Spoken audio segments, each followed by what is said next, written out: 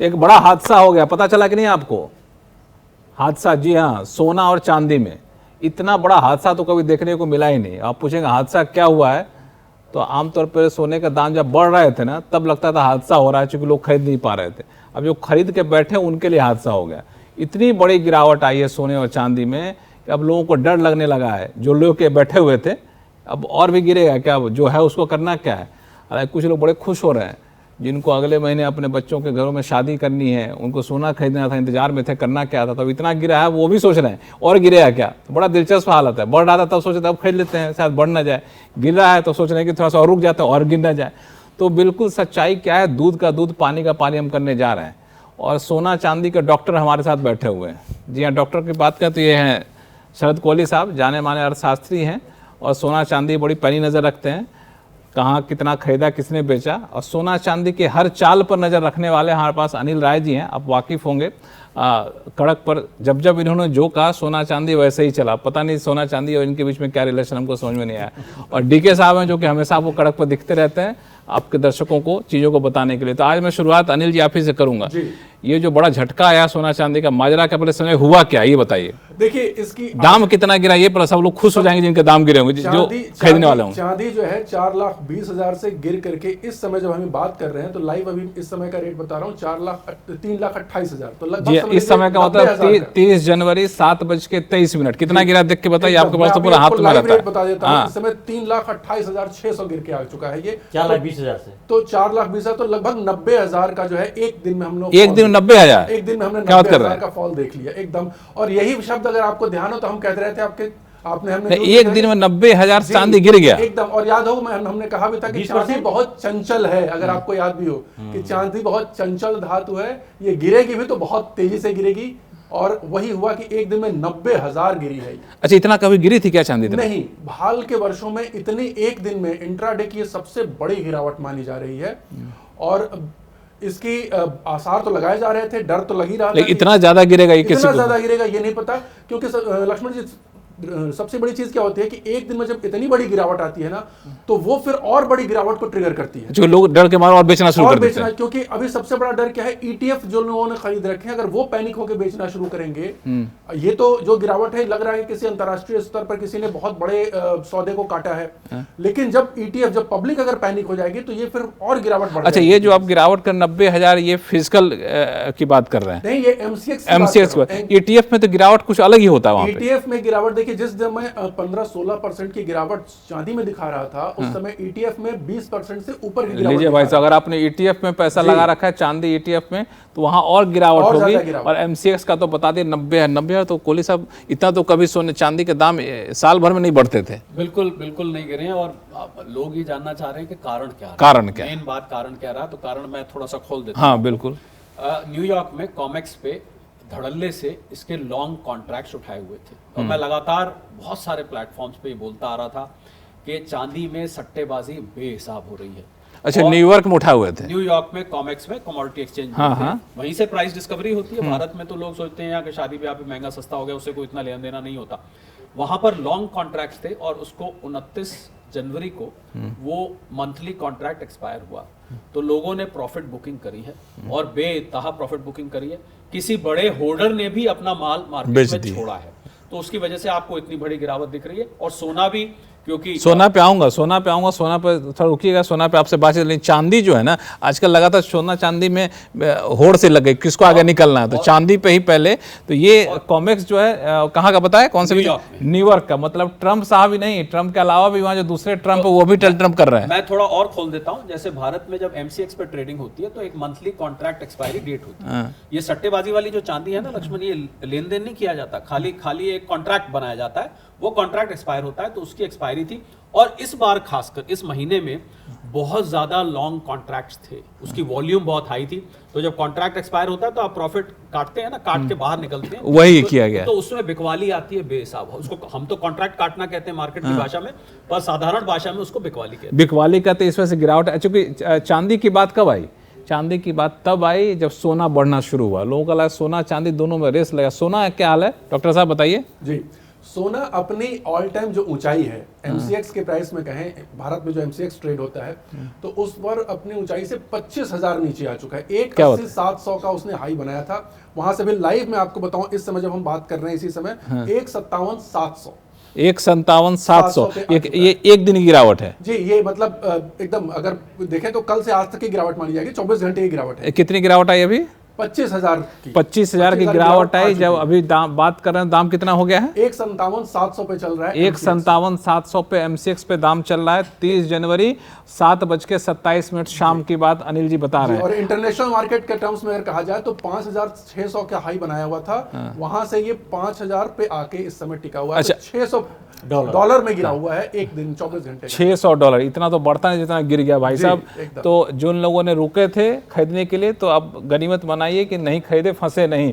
लेकिन अब कहाँ तक गिरेगा, करना क्या है, इसमें डीके साहब और अनिल जी के पास जाऊंगा। लेकिन एक सवाल आपके मन में हो रहा है, इतना गिर गया, अभी फटाफट चला जाऊं क्या ज्वेलर के शोरूम में, सोना खरीद लूं क्या, कि नहीं ये दाम नहीं मिलेगा वहाँ? मुझे लग रहा है लक्ष्मण कि ये खरीदने की एक अपॉर्चुनिटी। नहीं, मैं आपसे दूसरा सवाल पूछ रहा हूँ। एमसीएक्स पे दाम देख करके अभी हम जाएंगे ज्वेलर शोरूम में, तभी दाम मिलेगा? नहीं, ज्वेलर पे इतनी जल्दी एडजस्टमेंट नहीं होता वो थोड़ा बताइए दर्शकों को। को। जो सराफा बाजार क्या करता है, ये 12 बजे के करीब खोलता है। मैं बहुत सारे सराफा बाजार गया हूँ। वो क्या करते हैं कि पहले जब पिछली रात को, क्योंकि दिन रात का फर्क है अमेरिका और हमारा, वो क्या करते हैं, वहां पर जो आउंस में ट्रेडिंग होती है उसको पहले 10 ग्राम में कन्वर्ट करते हैं, डॉलर को रुपए में कन्वर्ट करते हैं, और 12 बजे के लगभग वो यहाँ पर रेट खोला जाता है। बॉम्बे का सराफा बाजार है, दिल्ली का सराफा बाजार है, और वो जो रेट होता है, मैं ये भी बताऊंगा, जो एमसीएक्स पे रेट अभी जो अनिल बता रहे थे, इस रेट से फर्क होता है। उसमें एक चीज जुड़ी होती है जिसको हम तैयारी कहते हैं, यानी कि आप जब फिजिकल गोल्ड लेने जाते हैं तो उसकी कीमत इस वाले प्राइस से फर्क होती है। और इनफैक्ट सराफा बाजार के बहुत सारे लोगों को शिकायत रहती है कि यार एमसीएक्स पे कुछ रेट दिखाते हैं, लोग हमको ये रेट आके कहते हैं कि भाई आप तो इस रेट पे नहीं दे रहे। स्पॉट गोल्ड का रेट और कमोडिटी एक्सचेंज पे गोल्ड का रेट हमेशा आपको फर्क मिलेगा। तो अगर स्पॉट रेट बढ़ा रहता है, अगर उसके कारण होते हैं कि उसमें टैक्स जुड़ जाता है। ये तो प्योर ट्रेडिंग का कॉन्ट्रैक्ट का रेट है, उसमें टैक्स जुड़ जाता है, साथ में ट्रांसपोर्टेशन चार्जेस जुड़ जाते हैं। इसलिए आप देखेंगे दिल्ली का रेट अलग होता है, चेन्नई का रेट अलग होता है, सबसे महंगा चेन्नई में होता है। अच्छा, तो जितनी डिस्टेंस होगी वहां पे ट्रांसपोर्टेशन भी जुड़ जाएगा, टैक्स भी जुड़ जाएगा, और भी कुछ कंपोनेंट जो होते हैं वो जुड़ जाते हैं। तो ये जो है एमसीएक्स के किस टाइम के रेट को दुकानदार ज्वेलर लेते हैं? नॉर्मली पिछले दिन के जो रेट होते हैं उससे सराफा बाजार रेट खोलता है। एमसीएक्स की ट्रेडिंग पैरेलल चलती रहती है, पर सराफा बाजार मुझे जो पता लगा है वो एमसीएक्स के रेट पे तो नजर रखता ही है, पर वो जो कॉमेक्स में रेट है उसको कन्वर्ट करके उन्होंने एक फॉर्मूला निकाल रखा है, उससे वो रेट आगे खोलते हैं। एमसीएक्स से तो उनको शिकायत रहती है कि भाई रेट ये होना चाहिए, एमसीएक्स पे इतना क्यों ट्रेड कर रहा है, जबकि उनको ये पता होगा ही अब तक कि एमसीएक्स पे रेट जो है वो ऑनलाइन कॉन्ट्रैक्ट्स के जरिए, एमसीएक्स एक वर्चुअल मार्केट है, तो वो उसमें उनका कोई कंट्रोल नहीं। तो जो दाम बताया अभी अनिल जी ने, इतनी गिरावट, इस गिरावट के फायदा उठाते हुए, इस गिरावट में अगर आप सोना खरीदना चाहते हैं जाके ज्वेलर के दुकान में, तो शाम की गिरावट है तो आप सुबह जाकर खरीदिए। हो सकता है। मैं आपको बताऊं, एकदम स्पष्ट रूप से बता दूं, हाँ, आज बाजार बंद हो जाएगी रात को। हाँ, कल कितने बजे बंद होती है? एमसीएक्स तो अभी बंद हो जाएगा इस समय, अब तो इंटरनेशनल 11 बजे तक होता है। 11 बजे तक इंटरनेशनल, तब तो ज्वेलरी शॉप भी बंद हो जाती है, तो सब तक सब बंद हो जाएगा। अब 2 दिन तो देखिए कोई ट्रेड होना नहीं है। हाँ, 1 तारीख को खुलेगा बाजार, क्योंकि 1 तारीख को बजट है, तो उस दिन बाजार खुलेगा, तो उस दिन थोड़ी बहुत ऊपर नीचे। तो ये शनिवार रविवार का जो दिन होता है इसमें मोटा मोटी सेम रेट पे मिलेगा। तो आप जो है 24 वो नेक्स्ट डे वाला जो है वो रूल इसमें आ जाएगा। आप सैटरडे को जाकर के या बजट से 1 दिन पहले ले लें। अगर बजट में कहीं भी किसी तरीके से जो एक बात निकल के आ रही थी कि इंपोर्ट ड्यूटी में थोड़ा बहुत हो सकता है कि थोड़ी सी बढ़ावट हो जाए या कुछ हो जाए, अगर वैसा होता है तो फिर और नीचे रेट देखने को मिलेगा। लेकिन अभी जो गिरावट है उसका फायदा उठाना तो सैटरडे संडे ले सकता है। लेकिन अभी इनके मन में जो एक सवाल चला, जो मैंने पढ़ लिया इनके दूर से, इनके मन में सवाल है कि और गिरेगा क्या, ये जानना चाहते हैं। जैसे भी कोहली साहब ने बोला कि अभी मौका है, लेकिन देखिए कई जब ये लगातार सोना चांदी का रेट लगातार बढ़ा है, कई बार ये सेम देखने में आया कि कई बार मार्केट लगातार गिरता रहा, लोग आकर के मार्केट में आ गए, लेकिन मार्केट उसके बाद भी और नीचे धराशायी किया। कहीं ऐसा तो नहीं कि यहाँ भी ट्रैप है? देखिए, एक डोमिनोज इफेक्ट होता है, जो आप ये बात कह रहे हैं, डोमिनोज इफेक्ट होता है, जो अभी अनिल ने भी जिक्र किया था कि जब आप गिरते देखते हैं तो जो लोग कमजोर दिल होते हैं और जो लोग थोड़े पेशेंस कम होती है, वो उनको देखा देखी चलो भाई बेचो, ये पता नहीं कहाँ जाके रोके, तो वो क्या होता है, एक ट्रिगर्ड सेलिंग होती है, उससे और नीचे जा सकता है आपके सवाल का सीवर। पर मुझे जो लगता है, मैं एक पूरा इसकी पिक्चर जो मुझे दिखाई दे रही है वो ये दिखाई दे रही है कि जिन कारणों से ये बढ़ रहा था, जियोपॉलिटिकल, इसका हम अक्सर जिक्र करते हैं, जियोपॉलिटिकल, जियो इकोनॉमिक, ट्रम्प साहब का टैरिफ खेलना, डॉलर का कमजोर होना, सेंट्रल बैंक का। मुझे किसी ने सवाल पूछा, धर्मेंद्र जी, लक्ष्मण, अनिल, कि भाई ये कैसे प्रोडिक्ट करते हैं, ज्योतिषी क्या ग्रह की दशा देखते हैं? मैंने कहा मैं आपको आसान तरीका बताता हूँ। जिस दिन दुनिया के सेंट्रल बैंक्स इसको बेचना शुरू करेंगे और आपको उसकी आहट लग जाए, मुझे लगता है कड़ा किसको बता देगा, उस दिन आपको अपने घर पे रखे सोने पे प्रॉफिट बुक कर लेना चाहिए, वेट नहीं करनी चाहिए। अभी ये जो गिरावट है ये सेंट्रल बैंक्स की बिकवाली की वजह से नहीं है। ये अभी भी मैं मान रहा हूं कि जो कॉमेक्स पे कॉन्ट्रैक्ट एक्सपायर हुआ है उसमें बहुत ज्यादा लॉन्ग पोजीशंस थी, लोगों ने काटी है, उसकी वजह से हुआ है। और अब अगला बड़ा सवाल जो सबसे बड़ा होगा आपका कि भाई अब क्या करें। आपने ये पूछे बिना रहना नहीं है कि अब क्या। मुझे लगता है कि ये जो लोग इंतजार कर रहे थे कि भाई इतना महंगा हो गया हम नहीं ले पा रहे, उनके लिए ये अच्छा मौका बन रहा है, क्योंकि जब तक ट्रम्प साहब बने हुए हैं तब तक उथल पुथल बना रहे। मैंने तो बार बार ये कहा है भैया, जिन लोगों ने सोने चांदी में पैसा कमाया, ट्रम्प साहब को एक थैंक यू कार्ड तो भेज दो भैया, उन्हें जैसे भी हैं जो भी हैं। आप भाई साहब भेजिए थैंक यू कार्ड, आप सोने चांदी। अच्छा एक चीज बताइए, जो इन्होंने सवाल कहा, मैं इसका तो टेक्निकल जवाब चाहता हूँ। अभी जो गिरावट आई है टेक्निकल चार्ट देख करके, जो आप चार्ट पढ़ते हैं, क्या लगता है कि और गिरावट आएगी, कहां नीचे जाकर रुकेगी गिरावट, थमेगी? देखिए चांदी का अगर मैं कहूं तो सोना की बात करिए, लोगों के सोना में ज्यादा दिलचस्पी है। सोने की बात करूं तो 5,000 पे अभी चल रहा है। आप चाहे तो चार्ट खोल के देख सकते हैं। आप बताइए आपको लगता है कहां पे जाकर रुकेगा? नहीं, हमने देखा भी हुआ है, हम तो देखिए दिन रात इसी को देखते रहते हैं हम, जो है तो स्वर्णमय हो गए, स्वर्णमय। दिन रात हम पिछले 6 महीने से चांदी ही कर रहे हैं और सोना ही कर रहे हैं। तो सोने का दाम अभी से और कितना गिर सकता है? सोने का दाम जैसे देखिए अभी मैं करंटली बताऊं तो 160 के आसपास, अभी बात करते करते देखिए काफी वेरिएशन, 157 से 159 हो गया। हाँ। तो ये हम मान के चल रहे हैं कि 150 एक बहुत स्ट्रॉन्ग सपोर्ट का काम करेगा। हाँ। 1,50,000 जो है बहुत स्ट्रॉन्ग, 1,50,000 10 ग्राम सोने के दाम, 10 ग्राम सोने के दाम, इसमें बहुत स्ट्रॉन्ग सपोर्ट का काम का। अगर वहां पर आता है तो आपको एक चंक निवेश कर देना चाहिए, क्योंकि बहुत बड़ी गिरावट। देखिए सोने निवेश कर लेना चाहिए, ज्वेलरी खरीदना तो खरीद लीजिए 150 पे, आधा कुछ बाद में खरीद लीजिएगा। क्यों? सोने में देखिए ये हम मानते हैं कि जैसे कहा जाता है बाजार की भाषा में कि never try to catch the falling knife, लेकिन सोने के साथ नियम ये लागू नहीं होता। सोने की एक खासियत है ना लक्ष्मण जी, कि एक बार जो उसने जो हाई बना लिया, अरे भाई चाकू गिरे हुए सोने के गिरे तो क्या दिक्कत है, गिर जाए पकड़ लेंगे। तो जो जैसे हम कुछ समय पहले बात कर रहे थे, रेट तो बहुत बढ़ गया, नए निवेशक क्या करें, तो उनके लिए बहुत बड़ा गोल्डन अपॉर्चुनिटी है। जिनको शादी विवाह करना है उनके लिए बहुत बड़ी गोल्डन अपॉर्चुनिटी है। आप ले लीजिए, आपके पास समय है, बजट के पास भी आपको समय मिलेगा। दूल्हा दुल्हन बाद में देख लीजिएगा, अभी ले लीजिए। अगर आप शादी इस वजह से टाले हुए थे कि भाई सोने का दाम ज्यादा है, तो आज तारीख निकलवा दीजिए। और तारीख बाद में लेते रहिए, पहले तो सोना लेकर रख लीजिए, सोना लेकर रख लीजिए, फिर ये कब बढ़ जाएगा कोई भरोसा नहीं है, कोई भरोसा नहीं। हालांकि एक चीज और है, मैं पढ़ रहा था एक जगह कि ये जो बिटकॉइन वाली कंपनी, क्रिप्टो करेंसी वाले टिथर, उसने सोने का बड़ा भंडार कर रखा है। उसका मैं देख रहा था कि 140 टन जो है अपना एक हाई सिक्योरिटी वॉल्ट है स्विट्जरलैंड में, उसमें कंपनी ने रख रखा है। उसमें से 24 अरब डॉलर इसकी कीमत आज की जा रही है, और एक साल में ही टिथर ने 70 टन से ज्यादा सोना इकट्ठा कर लिया। उसका एक क्रिप्टो करेंसी है, उसका नाम है गोल्ड बैक टोकन है, उसका कुछ नाम है, मैं याद नहीं आ रहा है, उसको मजबूत कर रहा है दरअसल। तो सिर्फ सेंट्रल बैंक ही नहीं, ये सब भी हैं, लगे हुए हैं सब। देखिए उसका कारण है, जैसा हमने कई बार अपने गोल्ड पर तो हमने बहुत तरह की बात कर ली। गोल्ड जो है एक तो प्रेशियस मेटल है और बहुत कम मात्रा में धरती पर अवेलेबल है। किसी भी चीज की जिसकी जो अवेलेबिलिटी लिमिटेड होती है, सप्लाई लिमिटेड होती है, और चूंकि गोल्ड के साथ सबसे बड़ी यूज जो है, जो उसका जो उसकी एक सबसे बड़ी क्वालिटी जो शायद गोल्ड को दैवीय धातु बनाती है, जो हम उसको कहते हैं, मानते भी हैं, वो ये है कि गोल्ड कभी भी जो है ना वो फेड नहीं होता, उसमें ऑक्सीडाइज नहीं होता। नहीं, मैं इसकी दूसरी क्वालिटी बता रहा हूँ। चांदी को इंडस्ट्री यूज करती है जी, ये सोलर पैनल यूज करता है, इलेक्ट्रिक व्हीकल यूज करता है, सोना भी यूज होता है। सुनिए तो सही, अब ये इंडस्ट्री चांदी की जगह प्लास्टिक यूज कर ले, कोई यूज कर ले तो चल जाएगा। इंसान जो है, महिलाएं सोने की जगह प्लास्टिक की ज्वेलरी तो पहनेगी नहीं, तो वो डिमांड तो बना ही रहेगा। पहले लक्ष्मण दांत बनाए जाते थे सोने के। लेकिन लक्ष्मण जी मैं आपको बताऊं, उनका एक दांत सोने का था। क्या बात सोने, देखिए सोने का जो कल्चर है वो हमारी केवल हमारे देश में महिलाओं के पास है। आपको विदेशों में सोना पहने में बहुत हम कम हैं, हम लोग का जितना सोना होता, तो जितना सोना होता अमेरिका के पास सोना नहीं है, जितना हाउस होल्ड में सोना है। वहां पर जैसे हम जब 30,000 टन अमेरिका के पास होता नहीं है, उनका तो बस 8,000 टन, 30,000 टन का है। लेकिन उसमें जो मेन चीज है कि केवल हम ही नहीं ना, आप देखिए पूरी दुनिया में इसको ब्रिक के फॉर्म में सेंट्रल बैंक क्यों रखते हैं? आखिर करेंसी की बैकिंग ही इसी से की गई। कहीं भी आज के जमाने से नहीं कहेंगे, हमारे राजा महाराजाओं के जमाने से जब भी आप खजाना जब सोचते हैं तो खजाने आपको सोना ही नजर आता है, ठीक है। तो इवन जो सेंट्रल बैंक भी पहले तुम्हारा मॉनेटरी सिस्टम भी गोल्ड बैक ही हुआ करता था। अच्छा, अब बिल्कुल हम लोग धंधे वाली बात कर लें। ये बताइए कि सोना के दाम 1,50,000 प्रति 10 ग्राम, आपने कहा ये एक बेंचमार्क है, उससे नीचे जाएगा तो फिर बहुत गिरावट आएगी, नहीं तो ये बड़ा स्टेबल है, स्ट्रॉन्ग सपोर्ट दिख नहीं रही है। अब सोने के दाम यहाँ से और गिरे, चूंकि जो खरीदना चाहते हो गिरना चाहेंगे, तो गिरे उसके लिए क्या होना चाहिए? देखिए, सोने के दाम गिरने में दो चीजें फैक्टर काम करते हैं, और ऐसा हम नजर नहीं, कोई अपकमिंग फैक्टर है जो काम करे? एकदम मैं वही फैक्टर की बात कर रहा हूँ। दो इंडिकेटर होते हैं, दो जिसमें हम नजर रखे हुए हैं। सबसे बड़ा इंडिकेटर होता है डॉलर।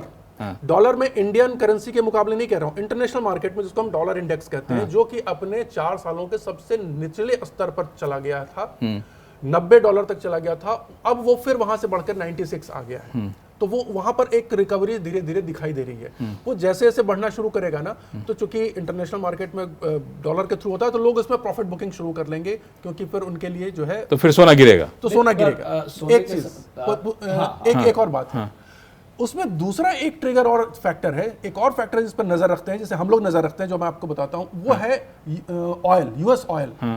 यूएस ऑयल, देखिए जियोपॉलिटिकल सिनेरियो में आपको पता है कि कुछ देश जो है वो मेटल पे कब्जा करके धमकी देना चाह रहे हैं। तो अमेरिका ने टेक्निक की थी, मेरे पास सोना और चांदी तो मेरे पास नहीं है, क्योंकि चाइना ने सोना चांदी पे अपना दबाव बनाया। इन्होंने कहा फिर ऐसा करते हैं, तेल पे हम कब्जा करेंगे, और उन्होंने किया भी। तो तेल की ट्रेडिंग जो है पूरी की पूरी यूएस डॉलर में ही होती है। और ऑयल अभी पिछले कुछ समय से हम देख रहे हैं मार्केट में, जो हम नजर रखे हुए हैं कि उसमें लॉन्ग बनते हुए हमें दिखाई दे रहा है, यानी कि कोई बड़ा पार्टी उसको धीरे धीरे इकट्ठा कर रहा है, क्योंकि ऑयल बहुत नीचे गिर चुका है। इससे क्या सोने का लेना देना? जब ये बढ़ेगा, जैसे जैसे ऑयल की कीमत बढ़ेगी, आप समझ लीजिएगा डॉलर स्ट्रेंथनिंग होगा, डॉलर मजबूत होगा तो सोने की कीमत गिरेगी। सोने की कीमत गिरेगी। एक और फैक्टर, ट्रम्प साहब जैसा चाह रहे थे वैसे ही फेड चेयर नियुक्त कर लिए हैं, पावेल साहब चले गए हैं, तो इनका कोई असर दिखेगा? तो ये तो सोने के लिए अच्छा रहेगा, क्योंकि अच्छा रहेगा। जेरोम पावेल साहब से शिकायत ये थी कि ब्याज दर नहीं घटाते। मैं कहता हूँ ब्याज दर नहीं घटाते हैं, हालांकि उन्होंने पीछे घटाई है, पर इस बार अभी जो हाल में फेड का फैसला है नहीं घटाई। तो उनके जो पसंद के आएंगे वो ब्याज दर घटे, तो लाजमी बात है, और घटाएंगे तो सोने के लिए फेवरेबल है। फेवरेबल सोने के दाम गिरेंगे बढ़ेंगे? नहीं, बढ़ेंगे उसमें। अच्छा, सोने के दाम बढ़ेंगे। अगर वो घटा देंगे तब तो बढ़ेंगे, लेकिन समस्या देखिए क्या है, एक चीज और समस्या है, वो इससे भी परेशान है कि डॉलर की वैल्यू गिरती जा रही है, और उनको समझ में आ रहा है कि डॉलर की वैल्यू गिरने की वजह से देश जो है अब फॉरेन रिजर्व डॉलर के बजाय अब गोल्ड पे जा रहे हैं। तो वो हर वो कोशिश करेंगे जिससे डॉलर की वैल्यू अंतरराष्ट्रीय मार्केट में फिर से बढ़े, ताकि उसकी साख तो दोनों चीजें हैं। जब वो आएगी तो फिर सोना गिरेगा। जब आर्टिफिशियली बढ़ाएंगे तो वो ज्यादा देर तक वो डॉलर की वैल्यू टिक नहीं पाएगी। तो वो डॉलर बार बार डॉलर इंडेक्स जो 6 करेंसीज हैं, जिसमें स्विस फ्रैंक है, ब्रिटिश पाउंड है, यूरो है, जापानीज येन है, कैनेडियन डॉलर है, स्वीडिश क्रोमा है, ये 6 करेंसी से डॉलर इंडेक्स बनती है। इनफैक्ट जब डॉलर इंडेक्स 98 से घट के 96 आई, तो हाल की जो आपको उछाल दिखाई दी सोने चांदी में, उसका वो कारण था। मुझे लग रहा है कि लक्ष्मण, जो 4-5 फैक्टर्स हैं जो सोने को चलाते हैं, क्योंकि लोगों के दिमाग में सबसे बड़ा सवाल ये है कि भाई अब क्या करें। अब रखे तो 2 तरीके के दर्शक हमें देख रहे हैं। एक तो वो है जिनके पास पुराना सोना रखा है, जो खुश हो रहे थे देख के अब इतनी हो वो तो देख देख के खुश है ना, तो खरीदेंगे ना बेचेंगे। वो तो पुराना सोना देख के खुश है। जो कि एक्टिव ट्रेडिंग में आ गए थे, खरीद बेच करने लगे थे, उनके मन में ज्यादा टेंशन हो रही है, क्योंकि उन्होंने या तो हाल में खरीदा था या वो ट्रेडर बन गए थे। तो मुझे लग रहा है कि 4-5 फैक्टर्स को इकट्ठे हमें रख के देखना चाहिए। सेंट्रल बैंक्स की बाइंग या सेलिंग, दूसरा यूएस डॉलर या डॉलर इंडेक्स पे आप नजर रखिए, तीसरा आप नजर रखिए कि ये इस मार्केट में लॉन्ग्स कितने बन रहे हैं, और जिस डोमिनोज इफेक्ट की मैंने बात करी थी, उस डोमिनोज इफेक्ट पे नजर रखिए। ऐसा तो नहीं पैनिक सेलिंग एकदम से शुरू हो जाए तो एकदम धड़ाम से नीचे जाएगा, पर मुझे जो हालात नजर आ रहे हैं, ट्रम्प साहब जब तक हैं, ये सोना बहुत नीचे नहीं जाएगा, बहुत नीचे नहीं। देखिए, उसका एक और फैक्टर मैं आपके दर्शकों के साथ शेयर करना चाहूंगा। वहां पर जो यूएस रिजर्व में जो गोल्ड रखा हुआ ना, एक बड़ी इंटरेस्टिंग फैक्ट बताऊं, उसकी वैल्यूएशन अभी भी जो रेट में देख रहा था $42 पर ऑunce के रेट से वैल्यूएशन करके रखा गया है। अच्छा, आज रेट 5000 है, लेकिन उन्होंने वैल्यूएशन अभी जो है $42 पर ऑunce के हिसाब, तो अगर करंट के हिसाब से करते हैं, करंट रेट से, तो $1 ट्रिलियन से ऊपर उनकी वैल्यूएशन हो जाएगी। तो अभी वो बहुत ज्यादा अंडर वैल्यू करके अपने गोल्ड के रिजर्व को रखे हुए हैं। अगर उसको वो अपडेट कर दिए, एक तरीके की अकाउंटिंग कह लीजिए कि जो अकाउंटिंग टेक्नोलॉजी है कि भाई हमने पुराने 1971 या 1973 के आसपास रेट चल रहा था, उस रेट के हिसाब से उन्होंने वैल्यूएशन रखा। अगर उसको वो अपडेट कर देते हैं तो वहाँ जो ये एक तो ये जो फैला हुआ है ना कि नहीं वहाँ पे डेट बहुत बढ़ गया है और रिजर्व कम हो गए, ये वाली प्रॉब्लम उनकी एक झटके में बहुत चले वैसा है कि उतना रिसर्च बता देंगे दर्शकों को तो वही सब करने लगे, तो हमारे आपको वीडियो कौन सुनेगा। तो हमको 2 लाइन में जवाब दीजिए कि आपने तो कहा जिनको सोना खरीदना खरीद लीजिए, 1,50,000 प्रति 10 ग्राम से आसपास दाम रहेगा, और जिनको बेचना है बेचे कि ना बेचे, बेचे तो कब बेचे, 2 लाइन में जवाब। अगर आपने ट्रेडिंग के लिए लिहाज से लिया था तब तो आपको अब तक तो बेच देना चाहिए था। अच्छा 20% मतलब 10% की गिरावट तक का वेट नहीं करना चाहिए था। 5% की गिरावट तक हम अब नहीं बेचे तो अगर नहीं बेचे हैं तो आप रख लीजिए ना, अगर हड़बड़ी नहीं है। मैं तो लॉन्ग टर्म में तो रख लीजिए, सोना रखिए 5 साल 10 साल तक। आप ट्रेडिंग के लिहाज से रखे हो तो ट्रेडिंग के लिहाज से जनरली 5% के अगर नीचे करेक्शन आ जाता है तो फिर उसको निकाल देना चाहिए। लेकिन अब 10% तक लगभग करेक्शन हो चुका है। अब यहाँ पर हमें लग रहा है कि एक बाउंस बैक मतलब एक बॉटम बनता हुआ दिखाई देगा ट्रेडिंग के लिए। ट्रेडिंग के हिसाब से लेना हो तो ले लें, एकदम ट्रेडिंग के हिसाब से लेना हो तो आप 1,50,000 के आसपास खुल एकदम। इसमें आसान ये है कि अगर अभी भी आप प्रॉफिट में हैं ट्रेडिंग के लिहाज से तो प्रॉफिट बुक कर लीजिए, प्रॉफिट बुक कर लीजिए। डीके साहब सोने में दिलचस्पी है। ये जो बार बार बात कर रहे थे कि लगातार डॉलर को, चूंकि बहुत सारे देश हैं दुनिया में जो चाहते थे कि डॉलर को कमजोर करने के लिए डेलिबरेटली जो वहाँ की रिजर्व बैंक है सोना इकट्ठा कर रही थी, उनके लिए भी एक मौका है। अगर देखें कि अगर वो रेट गिरा, क्योंकि अगर ये ऐसा नहीं है कि ट्रंप की कोई पॉलिसी बदल गई है, आज भी जो देश चाहते हैं कि डॉलर को कमजोर करना आज भी वो चाहते हैं, तो क्या अगर इसके बाद अगर वहाँ के सेंट्रल बैंक और अगर बाइंग अगर करते हैं तो यहाँ से तो बाउंस बैक करने का एक मौका मिलेगा। बाउंस बैक करेगा और सेंट्रल बैंक बाइंग करेंगे। ये जो फॉल है ये मैं यकीनन तौर पे कह सकता हूँ क्योंकि आज ऐसा दिन है जहाँ सेंट्रल बैंक्स ने कोई सेलिंग नहीं करी। ये केवल और केवल स्पेकुलेटिव लॉन्ग पोजीशंस को कॉमेक्स एक्सपायरी डेट पे कंप्लीट किया गया है, टर्मिनेट किया गया है, उस वजह से आई है। कुछ थोड़ा सा डोमिनो इफेक्ट है क्योंकि जब आप गिरते देखते हैं तो आप 5,200, 5,100, 5,050, अरे भाई बेचो फटाफट यार, पता नहीं कहाँ जाकर रुकेगा। तो वो क्या होता है, डोमिनोज इफेक्ट उसको हम कहते हैं। कुछ थोड़ी उसकी वजह से भी है, पर मुझे लग रहा है बाकी के सारे जो फैक्टर्स हैं जो सोने और चांदी को ऊपर चढ़ा रहे थे वो अपनी जगह बने हुए हैं। तो इसलिए मुझे सबको मैं संदेश तो अपनी तरफ से ये देना चाहूंगा कि कोई पैनिक करने की जरूरत नहीं है। आराम से, यानी जिस मौके का लोग इंतजार कर रहे थे मौका आ गया। इस मौके का इंतजार बहुत लंबे समय से था, लोग चाह रहे थे कि एक रेट ऐसी जगह पे आए जहां पर खरीद सके। वो मौका अब सुनिए, ये है कि चांदी में ट्रेडिंग करें, सोने में निवेश करें। बिल्कुल यही मैं कहना चाहता हूं। सोने पे इतनी चर्चा हो गई, चांदी नहीं करेंगे तो चांदी नाराज हो जाएगी। तो अब चांदी बताइए, चांदी है तो बेचे ही खरीदे। देखिए चांदी अब तो बेचने का तो मतलब अब बेचना तो बहुत ऊपर ही था। क्योंकि अब तो अब 20% की गिरावट हो चुकी है। अभी यहाँ से बाजार बंद होते होते देखिए रात तक हो सकता है और नीचे चली जाए। उसका निचला लेवल क्या है? उसमें निचला लेवल थोड़ा ज्यादा नीचे है। उसमें हो सकता है आपको 3 लाख के आसपास, क्योंकि 3,27,000 तो अभी आ गई है। 3 लाख के आसपास आपको एक अच्छा सपोर्ट मिलेगा। 3 लाख के आसपास सोना चांदी जा सकती है। और ये बता रहे हैं 7:44 जी, 30 जनवरी को। इंटरनेशनल टर्म्स में कहें तो 90 से लेके 95 US डॉलर के बीच में जो है वो एक अच्छा रेट होता है। तो हम ऑलरेडी 98, 97 चल रहा है, तो बस आप समझ 90, 95 अगर इंटरनेशनल मार्केट में आता है तो वो एक अच्छा सपोर्ट लेवल, तो वहां से खरीद सकते हैं। वहां से एक खरीदारी आने की बहुत ज्यादा प्रबल संभावना। चलिए, तो अब रहा सोना चांदी, सब पे हिसाब किताब बराबर होगा। अपना दिमाग लगाइए, पैसा आपका है। कोई सर्टिफाइड इन्वेस्टमेंट एडवाइजर हो तो उनसे सलाह जरूर ले लीजिएगा। बाकी इनकी अपनी एक्सपर्ट की राय है, इनका अपना कोई डिस्क्लेमर देना हो दे दीजिएगा। दर्शक वैसे समझदार खुद होते हैं। नहीं, हमने किसी तरह कोई निवेश की सलाह नहीं, हमारा तो कोई सवाल नहीं उठता है। बाकी आपका कुछ देखिए साहब, आप भी कुछ बता दीजिए। नहीं, तो जिस तरह से मैं भी यही बोल रहा था कि कई बार हम राय साहब से भी अभी बात किया हमने, तो जो इंतजार लोगों का था, मुझे लगता है ये मौका है। और ये तो ऑब्वियसली हर कोई अपने दिमाग का इस्तेमाल करेगा, सब कुछ करेगा। और इन्वेस्टमेंट सर्टिफाइड इन्वेस्टमेंट एडवाइजर से जरूर करिएगा। पैसा बड़ा मेहनत से कमाया जाता है, उसको बचा कर रखना सबसे अच्छी बात है। और नुकसान ना हो वो भी अपने आप में फायदा होता है। हड़बड़ी में कुछ मत करिएगा। चलिए देखते रहिए सोना चांदी, फिर हम लोग अगली बार मिलेंगे गोल सम्मेलन में।